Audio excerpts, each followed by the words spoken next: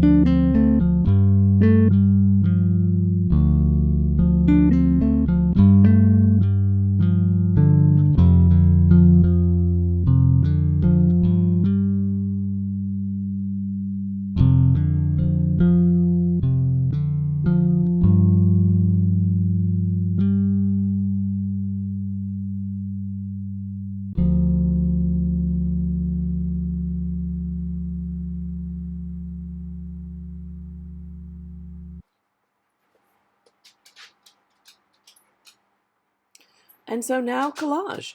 I've got matte gel medium to use as both my glue to stick things down and also to go over top of things. I'm not using any really precious papers that can't get wet. This was paper I had made with probably black paint and white paint. And I have also in this stash, this pile, some tissue paper that I had stenciled on. So I'm just going to go ahead and work this collage, and then keep an eye out in the video. You'll see me add some black gesso, and you'll see me add some modeling paste that I'm going to stamp into for some texture.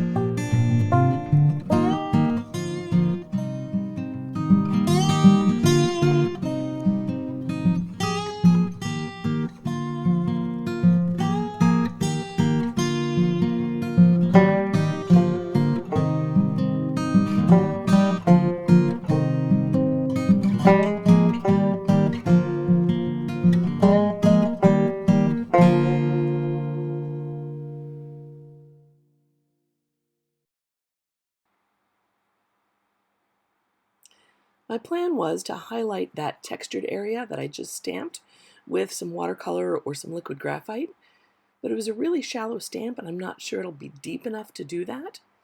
So as I'm thinking about what to do in the center of the spread, I'm working with the border on the right that was a little too pale. I'm also going to need something on the left, which is a really heavy dark area. So pondering, thinking, it is nice to have some marks made by your hand so that not everything is stamps and stencils. That was a silver Posca pen, by the way. I have some new stencils that I haven't used much. They are from Stencil Girl, and I'll put a link below in the comments to her site. But this one is like, it's a corner. So here I'm going to use it twice and have it be a half circle. It would also be amazing used 4 times in repeat so that it would create a mandala shape. This ink pad that I'm using is permanent ink in a slate gray. So it's nice that it goes with my monochromatic palette, but it's not as heavy and opaque as it would be if I stenciled this stencil in with acrylics.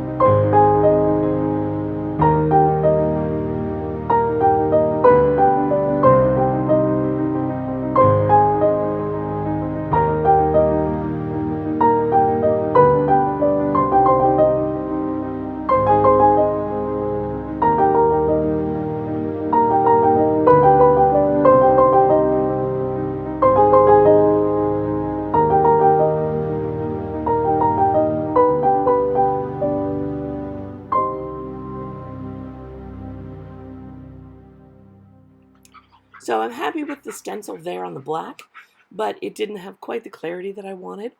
So the paint's still wet, but I'm just going back in with a black Stabilo all pencil.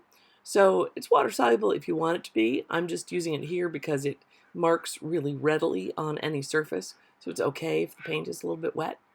And just clarifying the flower and the spirals below it.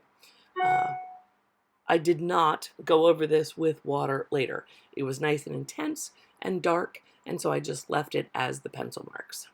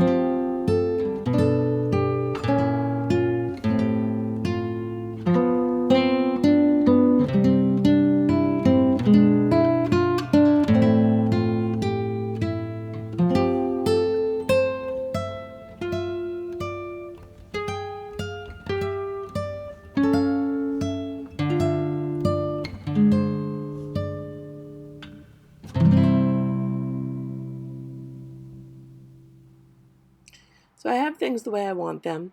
I feel like there's some nice solidity on the bottom with this smeared black from the water-soluble materials. I wanted to give it something, and I wanted to bring more attention to the Triquetra as the focal point, so it wasn't competing with the flower. So I sorted through a stash of magazine words that I had previously cut out till I found one that I thought fit. Hope you liked this video, and I hope by next week that my voice sounds a lot more normal. But as always, feel free to like this video or subscribe to this channel, and I hope that you tune in next week for what I think will be the last Triquetra of the month before we move on to the theme for September. So thanks for tuning in, and I'll see you next week.